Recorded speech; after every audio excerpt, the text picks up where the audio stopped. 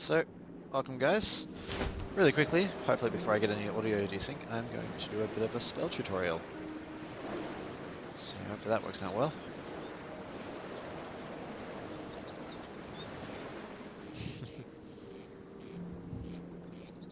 So I guess a quick spell thing to point out is that I guess when you're gliding, if you're not using the forward toggle, you can cast spells. Just if you are pushing on that toggle, you won't be able to do it because it counts it as walking or moving.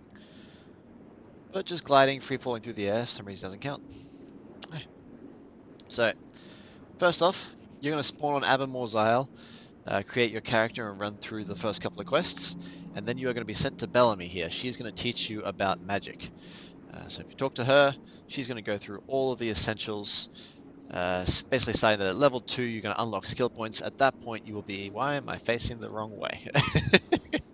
At that point you will be able to unlock the skills for magic. Magic starts, you have to do the Arcane Study, which costs 1 point. Then you have to put a point into the type of magic you want. That'll be either fire, ice, or holy. So damage, slowing them down, healing. I always start with fire because it is probably the most OP form of damage you can do right now. So it's just a good thing to start with. And also 1 point to get that. And then 1 point into dart. That's the very first of 3 types of spells you're going to be able to cast. So you've got dart, ball, and AoE. Basically, dart is a very short, easy spell to cast, does a little bit of damage. Ball is your standard AoE explosion, so it sort of damages those directly around it, whereas the AoE or area spell is your sustained, continuous AoE damage. So do whichever spells you want. My personal preference is to go heal for the ball, damage for dart and area, or the AoE. Because you're going to be able to cast the dart spells a lot more often, a lot more regularly, because they cost less mana, and they're just really fast to shoot. And they have a slower cooldown as well. But you're going to be able to cast that as fast as you want to people, and drop the AoE at your feet and just dance around it so the enemy's constantly standing in the AoE circle doing damage. Whereas ball, you want to use that for healing if you're trying to shoot it at the other people, because it's really hard to hit a friendly player who's moving around with a dart spell, and the AoE damage is just way worth it, so don't waste it on heals. That's my personal opinion. Do what you want though. I'm not here to tell you what to do. I'm just here to give you the basics.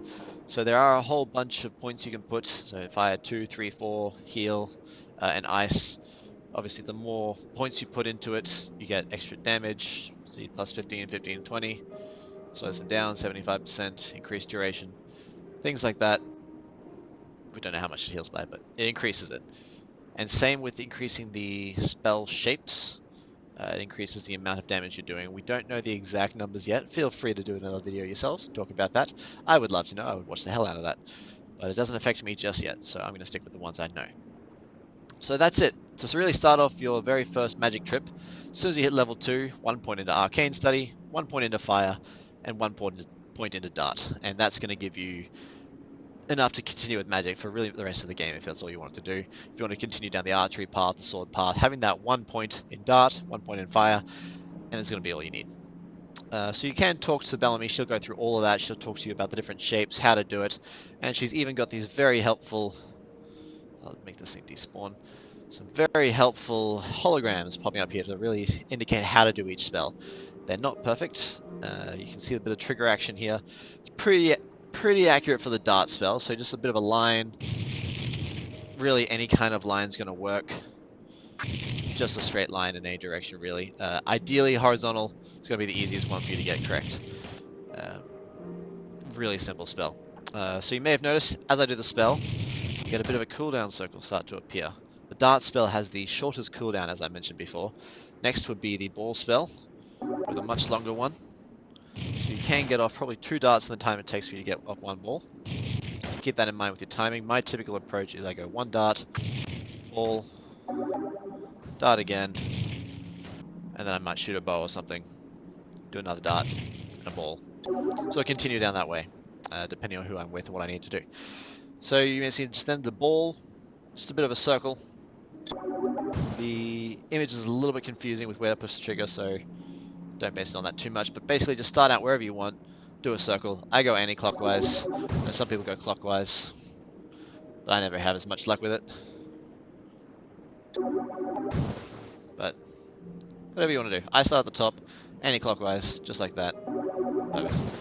Area of Effect is probably the easiest spell to do, but if you are focusing on the holograms, it's quite hard to figure out what you're supposed to do. So some people think it's just a circle around your head, and occasionally that will work.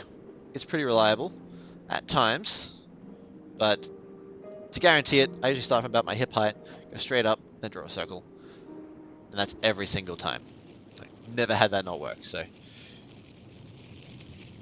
that's how I do my spells.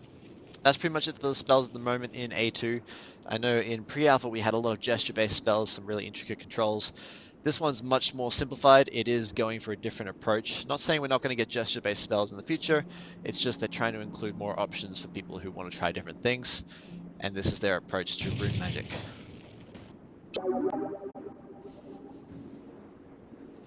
Yeah, pretty simple, guys. Hope you enjoy it.